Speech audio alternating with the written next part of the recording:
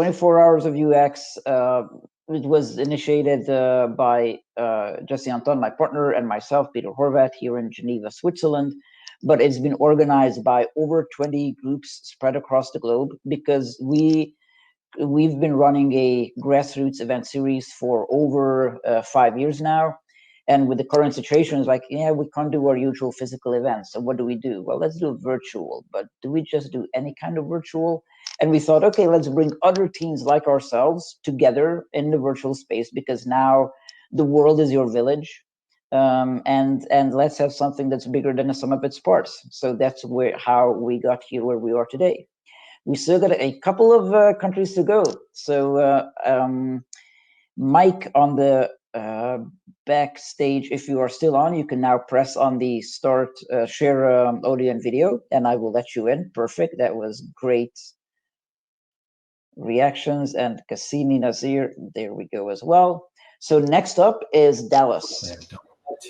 To them, a few notes. Hi, Mike. Hi, Cassini. Hey, hi, both. I hear a bit of an echo, so maybe until then you could go on mute. Yeah, perfect. Thank you very much. So at the top of the chat, you see our social channels linked, Twitter, LinkedIn, so you can follow that for 24 hours of UX. And hopefully, there will be other incarnations of this as well. The platform that we're using is Hopin. There are various opportunities to cooperate here. You can ask questions on the event chat right here. I don't know which side it is on. There's also, it's on the right.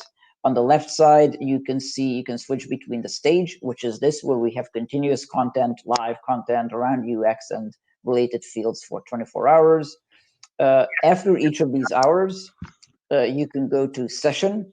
And after 1 hour, the groups usually go into a session and have an interactive discussion there where you can join as well.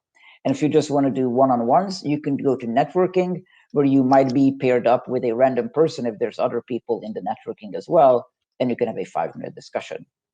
Our sponsors who are making this possible to have it for free for the audience are Adobe XD and UXtesting.io. So thank you very much for them. We also have associate sponsors, Big Design Event in the US, and agencies Holistic and Whitespace based in Switzerland. And I am not going to take away much more time from the Dallas group. So I will give it over to Cassini and Mike.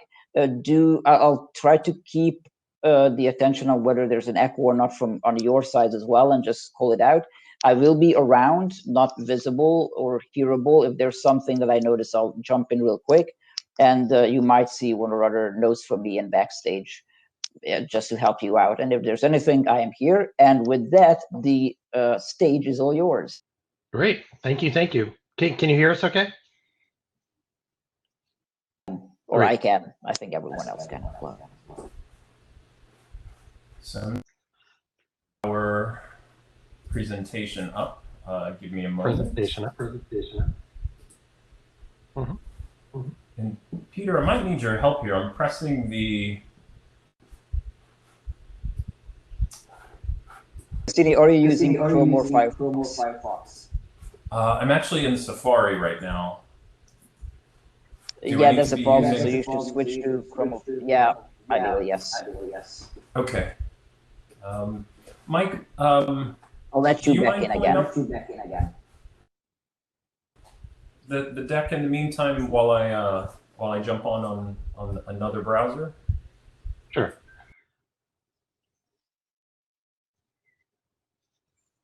Can we see it there? Yes, we can. Okay. He's going to jump in another browser. So I'm Mike Courtney, and Cassini Nazir is going to join me. And I think we'll just wait 1 second because I'm sure he'll be up in a second here. So we're going to talk about designing for timeless needs, a futurist approach. Cassini and I have worked together in the past on various strategic foresight projects. So we're essentially both futurists. I've done it for about 20 years, and he's done it more recently, but we're going to take you through that. So let me, well, he's still logging in. So this is us. Let's start, and he'll join in. Cassini, you got it? There we go. Yeah. I'm going to stop sharing so you can, because we're sort of built off of a, there we go. Screen share here. All right. Perfect. You're a bit on the quiet side. The voice was better the previous time. Maybe there's something blocking the microphone. Okay. So let me try this here. Is that better? That is much better. All right. So Mike, I won't be able to see you as we're doing this, so we'll have to do this by. Yep. I'll give you voice cue. Yep. So welcome everybody to Designing for Timeless Needs, a Futurist Approach. My name is Cassini Nazir, but I'm going to ask my colleague and friend Mike Courtney to introduce himself first before I introduce myself. Sure. So I'm Mike Courtney. I'm a researcher, ethnographer, and futurist. I've run my own agency for about 20 years and excited to be here tonight. Excellent. And my name's Cassini Nazir. That's Cassini like the space probe, if you remember the space probe that crashed into Saturn, or the fashion designer. I'm a design educator, and I like to say that I design conversations, I design curricula, and I design interfaces. And I'm currently at the University of North Texas. Okay, so when you hear the term futurist, you see the term futurist, a lot of different things may come to mind. In fact, you might think, geez, maybe I'm sitting here with a bottle of vodka instead of a bottle of water. But being a futurist doesn't mean that we try to predict the future, that we read palms or have crystal balls. It's really more about looking at what's possible and what's probable.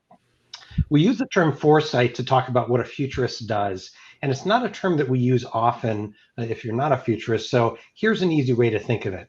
Hindsight is looking at the past. Hindsight we've all experienced, typically along with the phrase, I shouldn't have had that last drink at 4 in the morning. Hindsight. Insight is what we do in terms of looking at the now, looking at today. And foresight is simply looking at the future. And because the future isn't here yet, we have to look at more than one possible outcome or possible path of where we might go. So essentially, hindsight, insight, foresight, past, present, future. So I want to start with a story going back to 2012, and I was doing some work for a large automotive company looking at the future of what the in-vehicle experience might be. What would all the things in the vehicle be like in 10, 12 years in the future? And I was called into a very important meeting with some engineers that said, hey, you're the futurist guy, right? I'm like, yep. Hey, we got a very important question, and we really need your help. In 10 years from now, are we going to need 7 or 8 presets? Right now we have 6, and it'd be great if we kept with 6, but if we went to 7 or 8, we could probably handle it. 9 would probably put us over the edge. So what's the answer? We need an answer. This is serious. I said, well, you might not have presets in the future. And say, whoa, wait, what do you mean? What do you mean? What, no presets? Come on.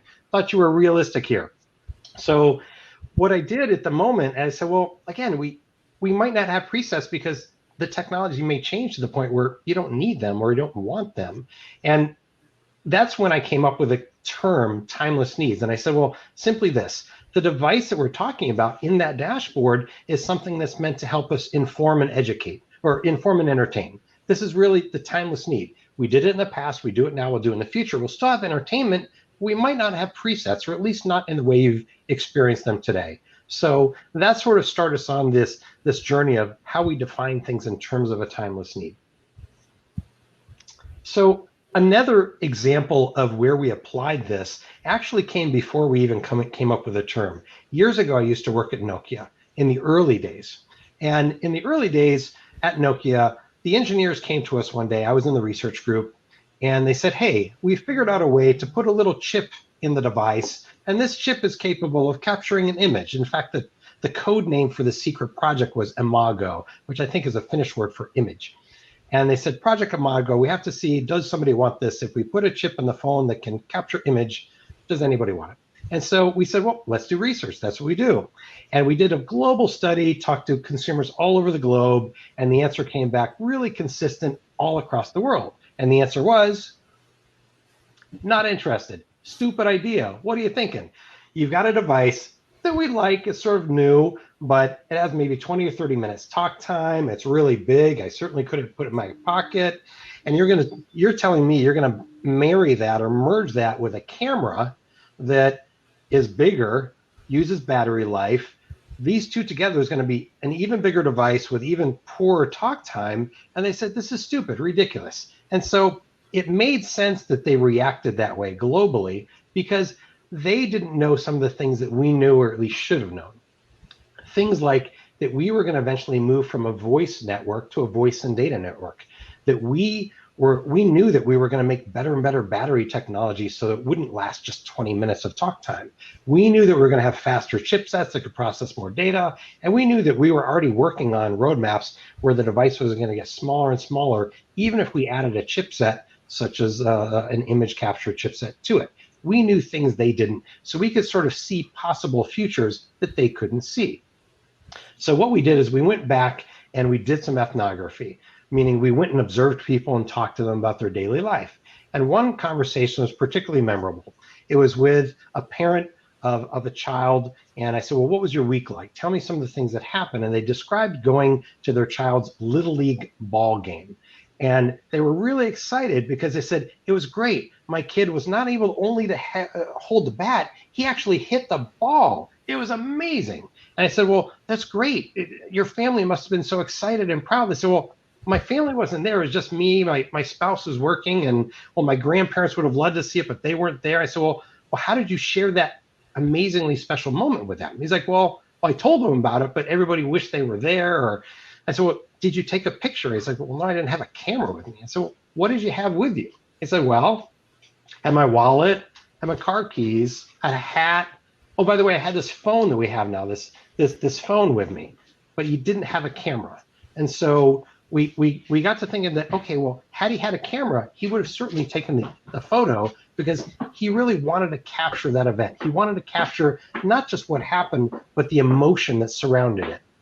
And so we really hit on something, that putting an image chip in the phone, putting a camera in the phone, wasn't just about adding technology. It was actually something that we did move forward with it. And it became what was called the 3650 Nokia. And in addition to a funky keypad, it actually had the first commercial camera phone that was out there commercially. And it was actually a pretty big success. And in fact, since then, I think camera phones have done pretty well. But what we learned is that it wasn't just about the technology. The technology wasn't really the thing. The innovation that we came up with was an innovation in the timeless need of capturing and communicating or sharing emotion. That was really the thing that we really invented. The technology allowed us to do it, but the timeless need was we wanted to capture and share emotions. And this is something we've done, for a long time. Even 2,000 years ago, if you were living in a cave, you might have taken a piece of charcoal from the fire and drawn a picture on the cave wall and showed it to your friends. Hey, look what I drew. I captured a picture of something that meant something to me. So again, that's what we really came up with. That's what we created. And what Mike's sharing is not just unique to futurists, it's also true for designers. If you've been in the design field for more than a year, I think you've seen not just the world change, but the field of design change. And Richard Buchanan, who some of us may recognize, about 20 years ago came up with this notion of the 4 orders of design. And what he really is talking about here is that design is changing. Historically, under Buchanan's 4 orders, it began sort of with the design of symbols, logos, signs, and it was highly transactional. And we were communicators, graphic designers in that way. And then design sort of shifted into being formalized as the design of things, where industrial designers created tools or objects or physical things, and the problems became problems of construction. How do we make the things? What kind of materials do we use? In the digital age, we started to see that the problem shifted. Indeed, we still have symbols and things, but the problem shifted to the problems of action, where we're designing interactions through digital objects, digital systems. We're also using those systems to create services for ourselves and enabling interactions amongst people. Buchanan's 4th order of design, which you might say is the design of thoughts. What's that mean? I think Mike hit the nail on the head whenever he mentioned earlier the story of taking a photo of a young child in their Little League game, right? The design of thoughts is really the design of memories. after the event has passed, the only thing that we have left of that moment is the memory of the thing. And we have ecosystems and platforms that enable participation for that. And to maybe summarize this a little bit more simply, in the 20th century, design was all about simplicity of form, of function, of materials, of manner, and it was really about turning the dials down. In the 21st century, the century we're living in today, it's really about turning the dials up. And I think it's about making the complex manageable and rendering that which is complicated meaningful. Now, it's not to say that we don't design symbols or things in the 21st century, but I think our roles are really roles of understanding how do we make all of these things navigable. And with that in mind, we are designing increasingly complex systems. The systems that we had and designed 5 years ago have become increasingly complex. In fact, the technology that we've used for these systems has also become increasingly complex. What you're looking at right here is a chart that shows the diffusion and adoption of technology in the US. And I imagine most of us, if not all of us, around the world have some form, at least one or two of the things here, if not all of them, right? From an automobile to a radio to a refrigerator. But you can see that there was a slow diffusion of the technology, meaning it took time for it to become commercially viable. And then the public gradually adopted it. Well, all of that changed with the introduction of the color TV. You can see that the angle of the growth steepened, and that's true for everything that followed.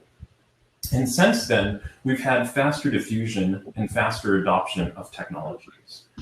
And what that means is that even today, we're poised on the horizon of widespread adoption. To the right there, you can see new technologies that are, or recent innovations of technologies that haven't yet reached high or widespread adoption, from virtual reality to augmented reality to biometrics, even things that are probably farther on the horizon like brain-computer interfaces. And this sort of forces Mike and I to ask the question, could you leave your product unchanged, not change a thing for 2 years and not have to worry? Or, could you leave your product unchanged for a year or 6 months or even 3 months? Chances are there's probably some kind of technology that's going to affect that. And we as designers, we have to get better at anticipating some of these changes. And it's not just about changes in technology, that's one component. But the technology layer affects us, and it's oftentimes the layer at which we interact in things. It took 50 years for automobiles to go from 10% of US households to about 80%. With the internet, it took about 10 years. And as Mike's going to tell you, there's actually a field of study and people who anticipate these sorts of changes. So let's talk a little bit about linear thinking versus systems thinking. As a futurist, we really dig into the idea of systems thinking. Let me explain the difference. Linear thinking might be something where a particular action causes something specific to happen. Let's imagine a light switch, right? If I turn the lights off, what might happen? Well, the lights go off. But in a systems thinking framework, we say, okay, what else happens? What are the second or third implications? Well, if I turn the light off and then I try to walk somewhere, I might hit something. I might bump into things. I might break something. I might break myself. So negative things could happen. Positive things could happen. You could turn the light off and you and your partner might do fun things at night in the dark. Now you can turn the light on. What might happen? Well, that might wake other people up. It might wake the baby up. It might wake your partner up. And if your partner wakes up, they may say, well, I can't get back to sleep. I'm going to read a book. And they might finish the book. So turning on a light switch might result in something fun that you do in the dark. It might result in finishing a chapter in a book. If somebody gets up because of the light, they might go into the kitchen and get a snack and eat that last piece of cake that you were really hoping to have tomorrow. So that simple light switch, linear thinking just turns the light on and off. System thinking has all sorts of second, third, and fourth order reactions that we want to think about the whole system as a whole. Another thing that we often use in Foresight, again, it's not just open up another bottle of wine and think crazy thoughts. We have a lot of frameworks, a lot of methodologies, a lot of tools that we use. One of the tools that we find useful to use, particularly now in today's world of COVID, is Data's 4 Archetypes of Change. So this is a framework that makes sure that we don't forget some of the common things that could happen because of change. So we're going to go through and take a look at these 4: continuation, collapse, transform, and equilibrium. Continuation, let's start with that. Most people think that the future is really going to be really similar to today with just little slight changes.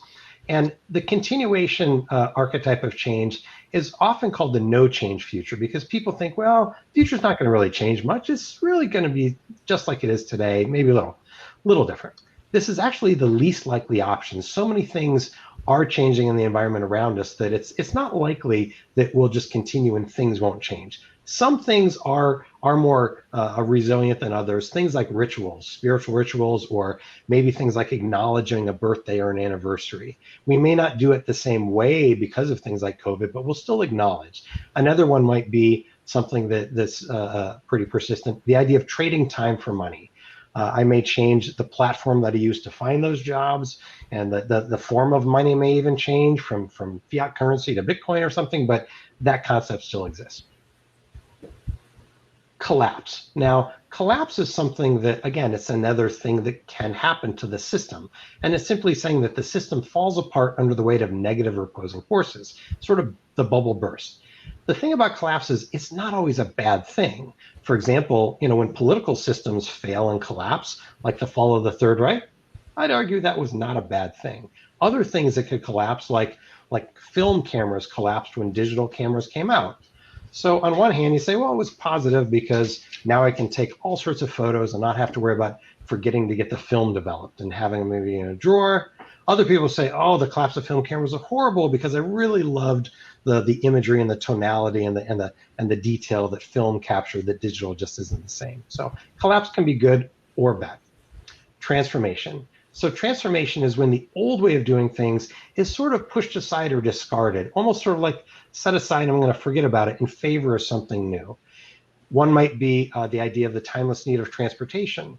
Horses were a really big part of our lives. In fact, I would argue that horses were the first autonomous vehicle we had, because you could get on it, and even if you weren't in shape to drive it, somebody could slap it on the butt and it would get you home all by itself. That's what horse sense really meant. Another one, transformation, is the idea of digital communications, whether via phone calls or the internet and email, that the thing we sort of put aside and put off to the side that we forgot about was the idea of writing letters or writing postcards. You could still do it if you wanted to, but we sort of discarded it or pushed it aside in favor of something that was more convenient.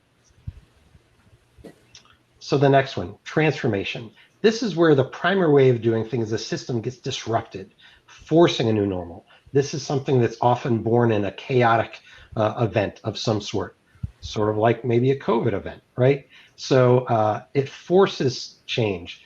One example of a new equilibrium, a new normal, would be what happened after 9/11. We went from a security system that was pretty relaxed to something that was much more robust. And again, it was forcing a new normal. Now we have to go through different things to go into the airport. Another, if you remember back in the day, that Tylenol had a really big issue where somebody tampered with the products and you didn't know what was safe and what wasn't. And in fact, at some point, people thought, well, we'll never be able to again go into a store and buy medication off the shelf. We're going to have everything handed to us from behind the counter. Well, we forced a new normal because of that, and they came up with tamper-proof or tamper-evident packaging that, again, was a new equilibrium, a new normal. The last one in this category, yep, so that was the last one. So what we have here is that the timeless needs run through the center of all of these, that regardless of which pattern of change may be in play, continuation, collapse, transformation, equilibrium, that the timeless need's still there. The rituals are still there. The idea of capturing imagery is still there, even if I've changed the device that I use. The idea of communicating with others is still there, even if I'm not writing postcards and letters, but instead I'm using the internet and email. Transportation, getting from A to B, still have to do that. might not have the horse anymore. I might use the horse for different things. And instead I might use other vehicles for transportation. That's still there. Security, keeping products safe, all these are timeless needs, regardless of what the system is changing around us and how technology is evolving. So essentially, timeless needs are something we define as things we've done in the past, they're done today, and we will do them in the future. And we emphasize will do them in the future because they are the timeless need. They're the underlying layer of the things. In the past, we used kitchens, and kitchens were used to prepare food and do things with food and beverage. Well, in the future, we'll still have the need to prepare foods. We might have robots that help us do things, and that technology might actually help us prepare foods that we were no good at preparing in the past. Maybe we weren't really that good of a cook, and the robot's going to help us. The timeless need, again, we did in the past, we do them now, and we will do them in the future. Technology is going to just help us do it in a different way, perhaps more convenient. Needs versus wants. So this is an important one. Often when we talk about timeless needs, some people get a little bit concerned about, well, you know, is this only about the things that you have to have or else you'll die, like air and water and food? It's like, no. Timeless needs are not defined just as things we can't live without, but as things that we instinctively and naturally gravitate towards or want or even desire. Communication is something that we could probably live without if we had to, but we desire it, we want it. So these needs impact, influence, or drive behavior, even if we wouldn't be dead without them. There's a lot of categories for different needs that we can imagine: physical needs, social needs, mental and personal needs, individual, contextual, etc. There's a lot of needs, but at the end of the day, a timeless need doesn't have to be something that without which we would die. Characteristics of timeless needs. So here's some things that might help you understand what it is and why they can be useful. So first of all, timeless needs are not based on time, technology, or culture. So our values and behaviors change, the consumer desires and demands change, but the underlying human need is constant. Timeless needs frees us from thinking in terms of the current technology. If you find yourself describing someone's need, a customer's or a end user's needs in terms of technology, it might be an indication that you're really not looking at the actual need. You're really just describing the current technology, the current implementation. Timeless needs, we feel, really complement things like Maslow's hierarchy of needs, regardless of whether there's a hierarchy, not those buckets, and or Brandt's pace layers, where things move in at different speeds and different paces. So needs can be in the foreground and critical and important now, or in the background. They're not necessarily important now, or they're forgotten or overlooked. We haven't considered them in the next implementation. Timeless needs can be a great foundation for personas. That regardless of persona, jobs to be done, the sector, that the driving force is that driving need that is propelling behavior, the things I need to get done, the jobs to be done. Timeless needs do require thinking a little bit longer term horizon. Now, this isn't to say that making small tweaks or adjustments, incremental changes aren't important. They're absolutely important. And looking at things from a timeless need lens does involve more time and energy. And it's not something you would do every day. So the day-to-day changes are still important. The little incremental things still important. But periodically, if you want to be innovative, it's important to say, let's strip away the technology, look just at the need, and then when we put technology layers back on, do we pick the same technology layers? And at this point, the only limit is our imagination. We may have removed the technology layer of, let's say, an app that allows me to do things. Let's remove it and say, what are they really trying to accomplish? And then when we re-layer in our imagination of what technology could be used to do to serve that timeless need, we may come up with something that's not a swipe, but maybe some AI or some other layer of technology that would help us resolve that timeless need in a more elegant or complete way. Cassini, you covering this one, I think? Sure. So you might be saying, well, when might I use timeless needs? And let's begin with when it might be a little bit less useful.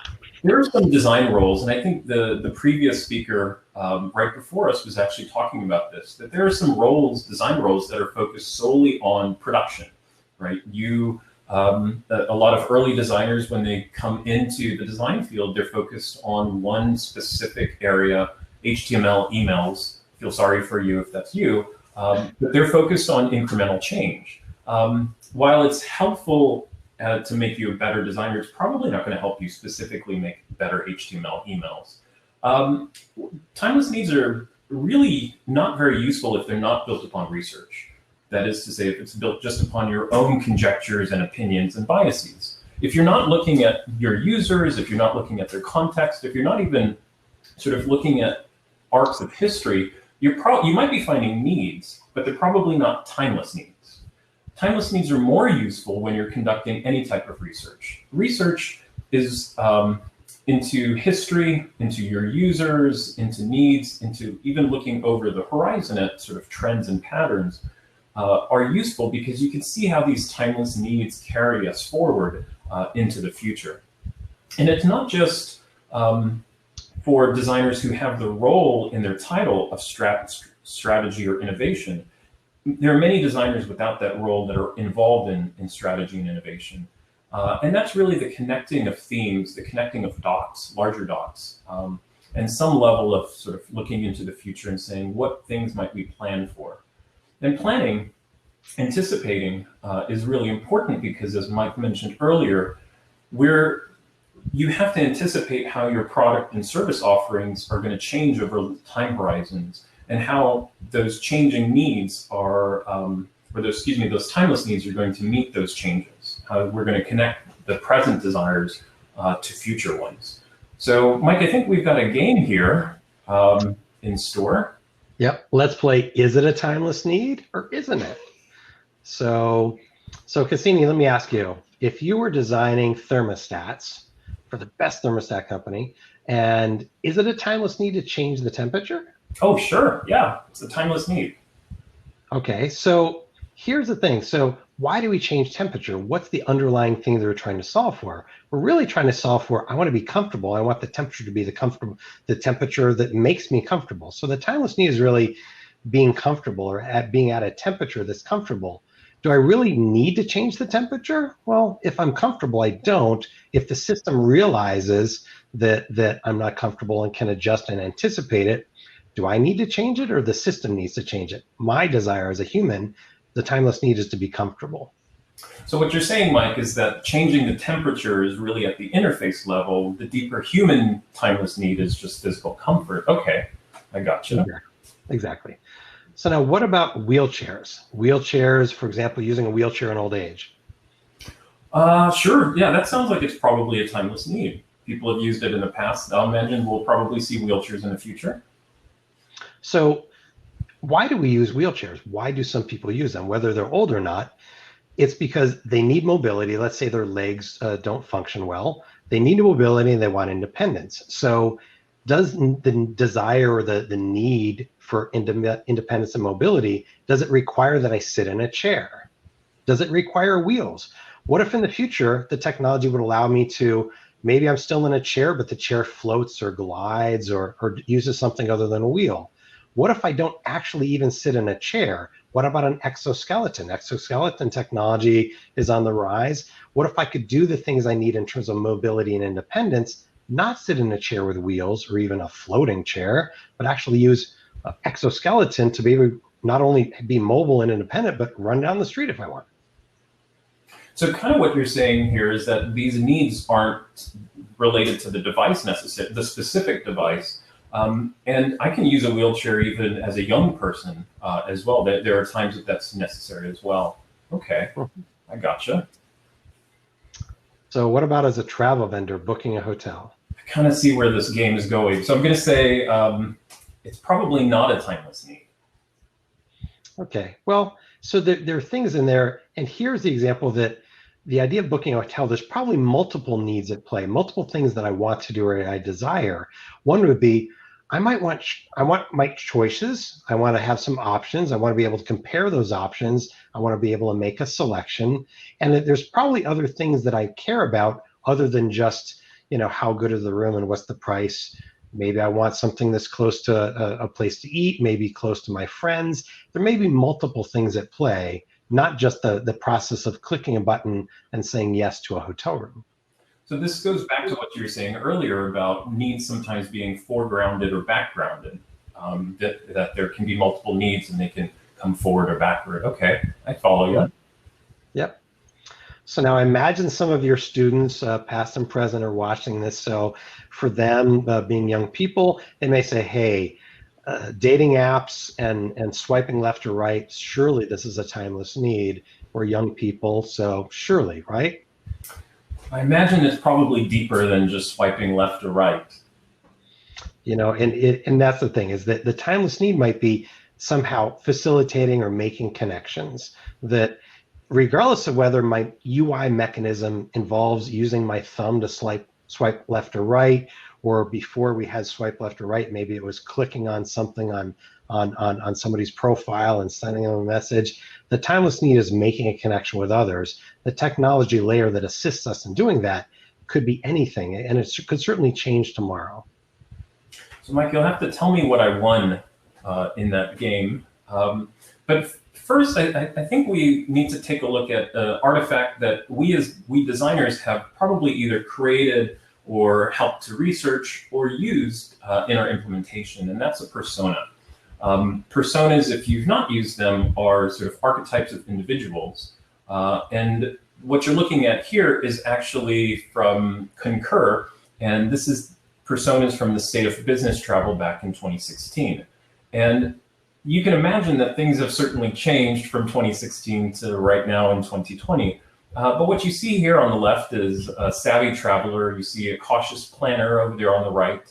And then somewhere in the middle are a few people who help the travelers travel themselves. Let's just take a quick look here at Tanya, who is a travel arranger. And she says, if the traveler's happy, I'm happy. I see here that Tanya is 53 years old.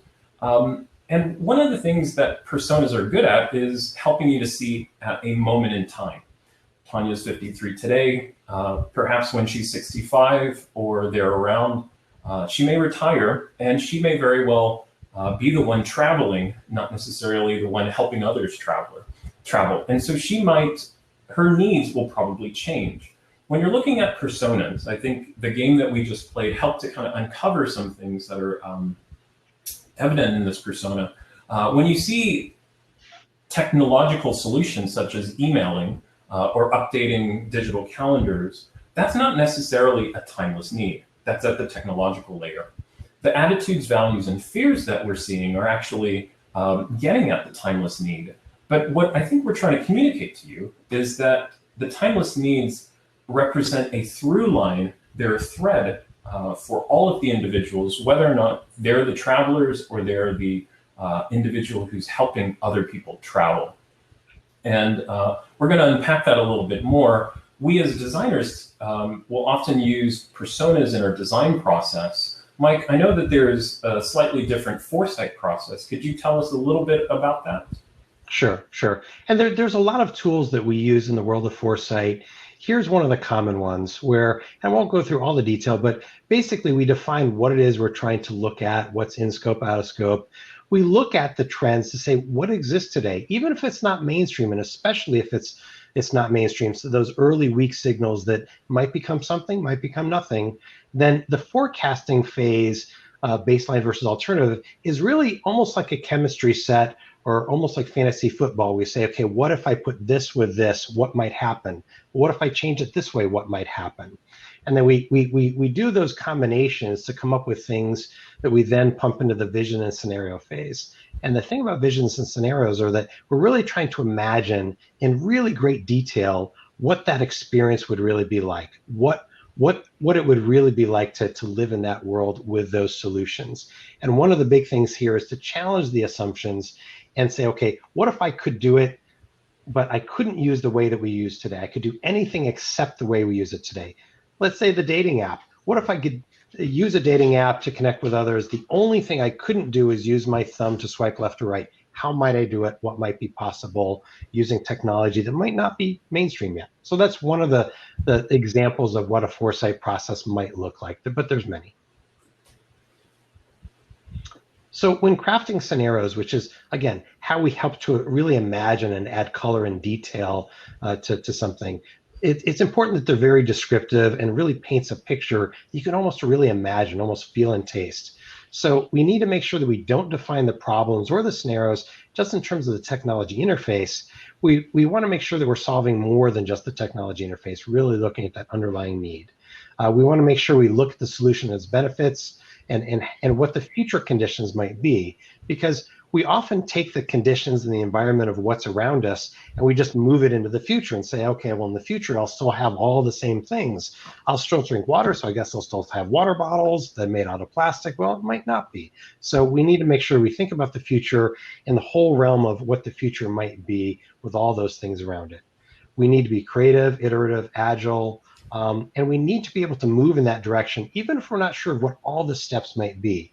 Most of us can imagine a future where, let's see, there's a flying car in the future. And maybe you think that it might be here in 10 or 15 years. Maybe you think it might not be here for 30 or 40 years. But imagine we have a flying car, and don't worry too much about, well, what are all the steps it takes to get there? Just imagine, okay, once we have that, and then work backwards. Okay, what would have made sense? What would have had to happen? And look at technologies that may not be perfected yet. One of the other timeless need examples that I think helps communicate what timeless needs are is communicating in and out of the car. When I was younger and my father used to take us on rides around town, he would communicate with people that weren't in the car. Now, this is before we had cell phones. So how did he do it? Well, he'd flash his lights, he'd honk his horn, he'd wave. In fact, sometimes he'd wave with only a single finger, very efficient use of hands. And he'd get very interesting responses to that. But then eventually we communicated with phones and technology. We had CB radios, phones. Today's cars can communicate even if we don't have a phone. In the future, cars are going to be able to do things even if we didn't specifically ask it to do it. The timeless need is communicating to and from the car. The technology layers have changed. Now we don't need to use just a single finger or a horn. We can use technology in ways that we couldn't even imagine in the past. So that's one example. Another example of a timeless need is the idea of having your home be clean and odor-free. That even if it was 2,000 years ago and you were living in caves, you might have been, maybe not the most popular cave dweller if your cave really stunk more than the other guy's cave. So keeping your cave clean and making sure it didn't smell more than the other guys might have become important. In this day and age, we might have gone through and you might have lived through the idea of maybe having chemical cleaners that you used, and they were just normal. You had to keep them away from kids because they were dangerous. And then that gave way to more natural cleaners and maybe things like stain resistance. And in the near future and future, we might have more robo cleaners or even things where the house itself detects a scent and says, that's not a good scent. That smells like something bad. I'm going to resolve it without even asking the human. I'm just going to do it. Technology will change how we resolve it instead of the technology of just throwing the bones out of the cave farther away from where I am to robots that change and make my experience clean and odor-free in my home. Here's another way of taking all this and putting into use cases. So the timeless needs of flooring. Flooring is a technology we use pretty much every day if you walk. And what we did here is we said, okay, what's some of the timeless needs of using floors? Well, I want floors that are clean.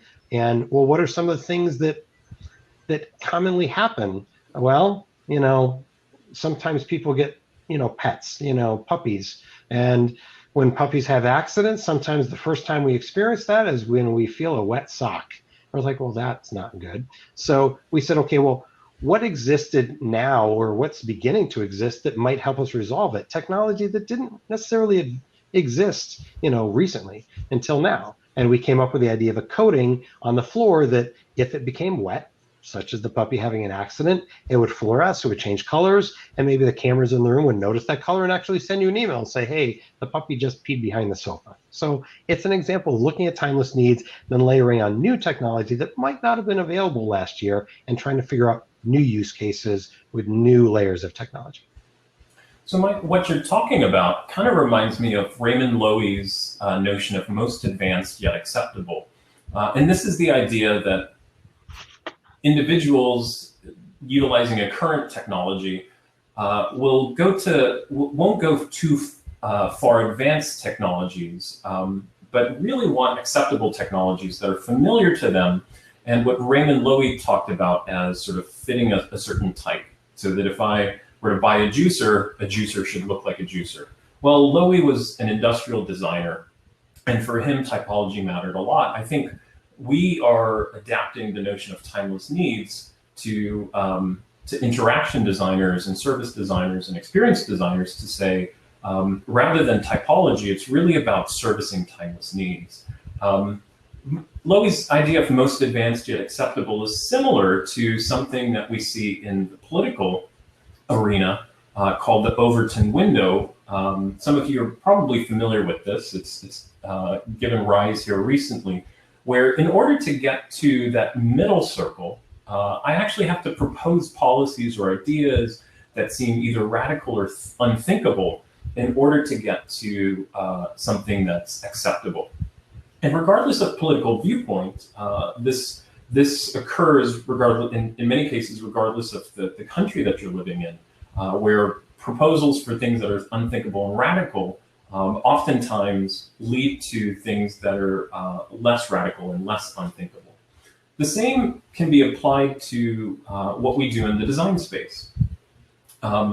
In terms of current technologies, that person who's hard at work on the HTML emails sort of operates inside that green space over there, which focuses on popular or sensible or acceptable solutions to technology. You're lucky if you work in a space that fits more of the blue area, where you can really push ideas, push technology, and underlie them with the timeless needs. There is a field of design called speculative design that seeks to do this. Futurists do this. As I mentioned, some innovation houses do this. But what happens here in this blue area, don't misunderstand this, because what happens here is that if they are really true innovations, when they were first designed, not when they first became popular, were not sensible and were not acceptable. We think back to the iPod. Steve Jobs led Apple's redesign of the iPod, which was originally produced maybe about 5 years, excuse me, not the iPod, but an MP3 player was originally produced, and it was a radical notion for a variety of ideas, piracy being not the least of which among them. And the point here is that we shouldn't limit our ideas for opportunities or innovation only to things that are on the left side. There are times where we really need to spend moments looking on the further right. So we're coming to a close here. We tend to think in terms of technologies that we're familiar with. I think everybody here is represented on the chart. You may have people that are represented on the far right side as well as on the far left. But regardless, our ideas and notions in the United States of what's possible with regard to technology changed in 1969 when we put a man on the moon.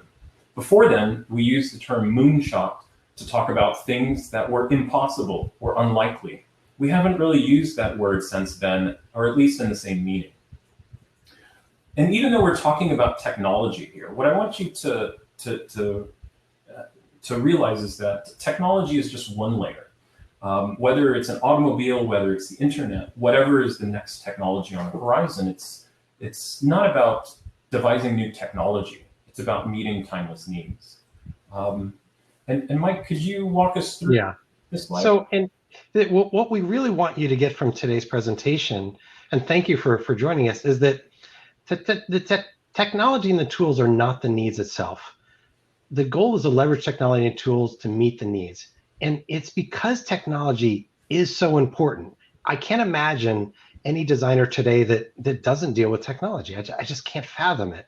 And it's so important. It moves so fast. It's so powerful. It's such a major part of what we're doing in the design world that because it's so important, we need to periodically remove that layer of technology and just look at the underlying need and say, okay, when I start to layer technology back in and design a solution, would I put on the same technology again? It's sort of like clothing. We do this automatically as humans with clothing, that at the end of the day, we tend to take off the clothes and in the morning we put different clothes on based on that day's weather, based on that day's events and things.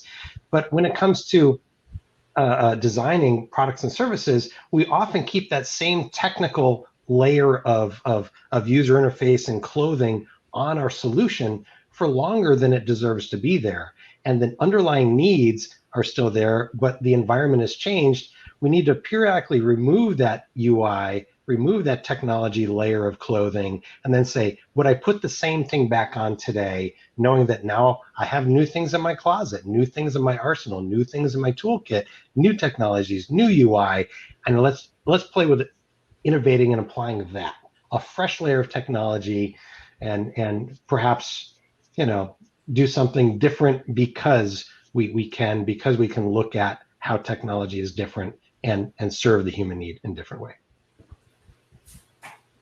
So at the end of the day, what all this is meant to help you think through is that if we use tools that Foresight offers us, we can get an advantage. We can think in ways that maybe others aren't thinking. Maybe they're still using the same layer of technology that everybody had. And if we can think a little differently and understand what drives change, we can create a roadmap of leverage points. Foresight allows us to implement strategies in time horizons that are most likely to amplify the impact of those decisions. So it pays to look not only in the past at hindsight, not only at today insight, but it pays to have foresight and look at the future and the possible things that could occur and just reevaluate periodically. And I think we've got 8 minutes left for questions if anybody's got any. Thank you for listening, everybody. Yeah, I'd love to take some questions here. One of the recurring ones while you were presenting is, where can we find the deck? We'll be making it available. Peter and Anton we'll make them available to you as well for wider dissemination. Sure. I'll make this no harm done, but many people get this wrong. It's Jesse, actually. It's Jesse. Oh, Anton, I'm so sorry. No. It's so funny, but it comes up with multiple people. So I thought I'll just call it out. So from the audience, please feel free to drop in any questions there right now as well. We have a few minutes to address these here. In the meantime, I add I really like this idea of these timeless needs.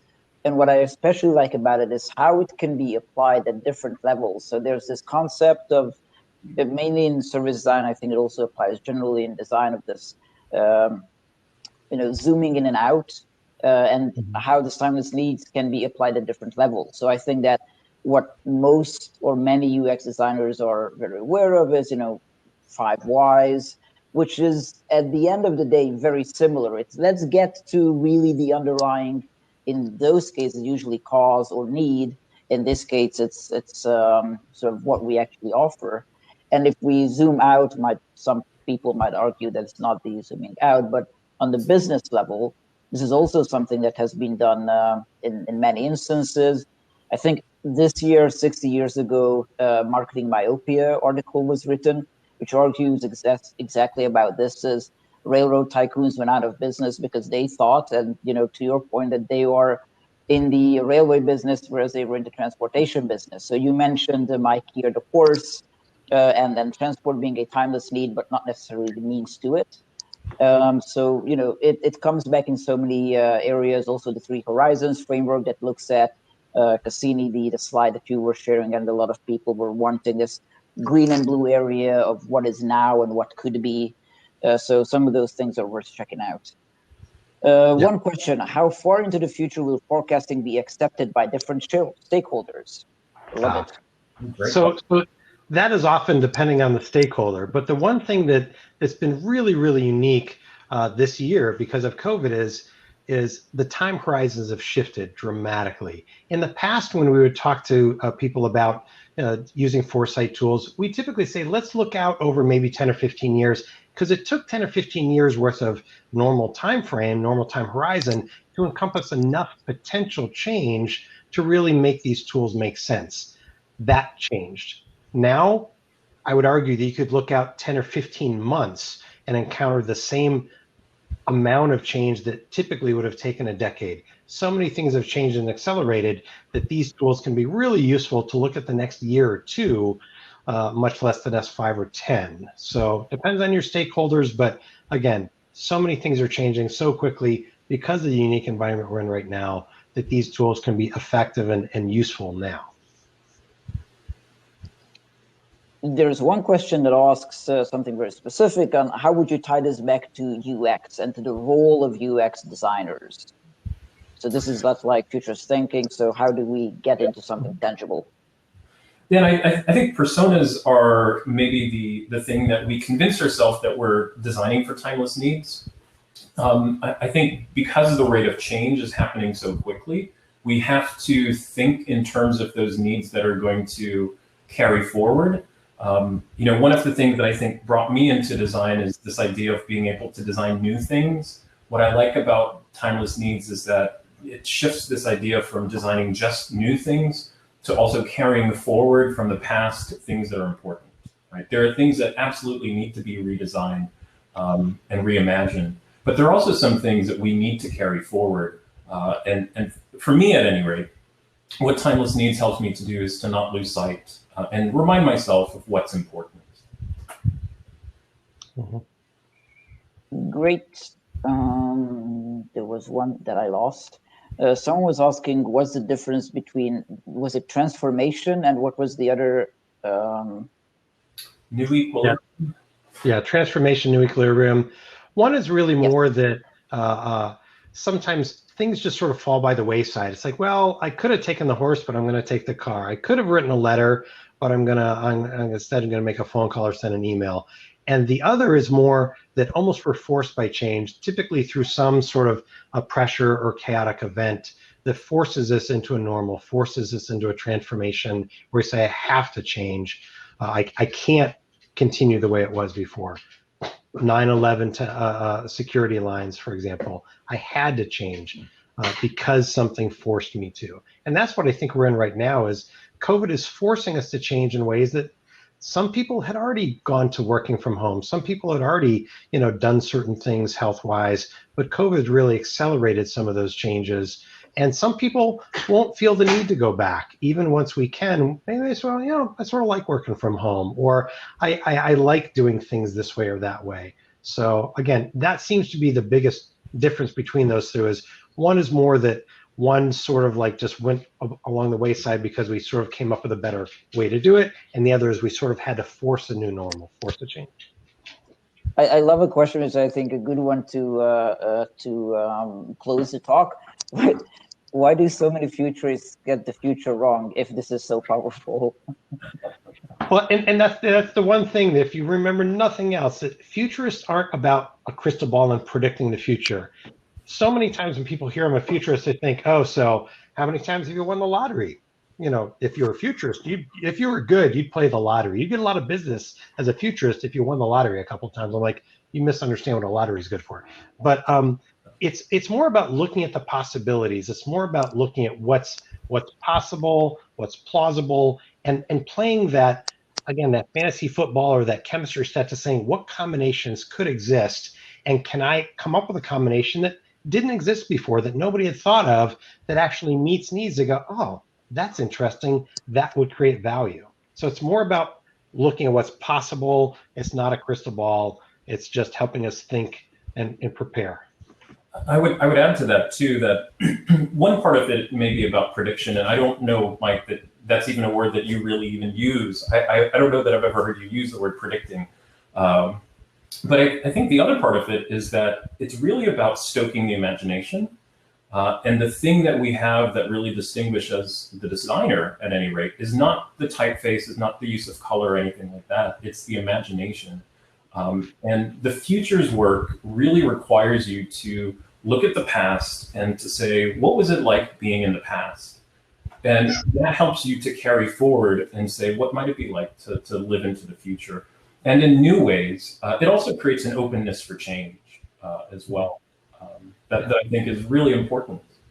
Yeah. One last thing just to add real quickly is that the only reason to do foresight and think about the future, the only reason is to influence the things we think about and do today. If it's not going to influence the things you're doing today, even to just get you to think something, even if you don't take action, foresight and being a futurist is all about impacting today. even if it's to say, I need to start thinking about this in a different way. I need to be open to things in a different way. It's not to just do it and leave it for 10 years from now or 5 years from now. It's to influence the way you think and act today. That is a perfect addition. Thank you very much. And we're just at the top of the hour. So 2 things about this talk. One, Mike and Cassini will be in their breakout session. So on the left side, which is I think this one, if you click on sessions, you can go to Dallas, United States, and join them there. You will even be able to join. I don't know, Mike, Cassini, are you sure that you have admin rights for that session? Let me quickly check that. No. Yeah, I know. So Dallas, edit. Let's take a quick look. Although Brian Sullivan might. He's our fearless leader. And he is there, do you think, already, or? Yes, I thought I saw his wife. Brian he does, but you know what, Mike? I will add you. Yeah, okay, there we go. So Mike, I have added you. So okay. You both should have Cassini. I can add you later as well. And the other thing is, I just added a poll. So if you listen to the talk, a lot of people are saying this is one of the best of the day.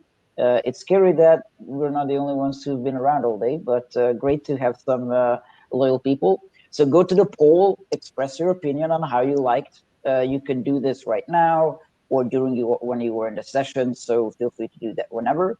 With that, Mike and Cassini, thank you very much. This was really great. Let's stay connected, and we'll try to grab your presentation and somehow share it. But also in the session, feel free to discuss with people how you want to share it. Okay. Thank you very much. Thank you both.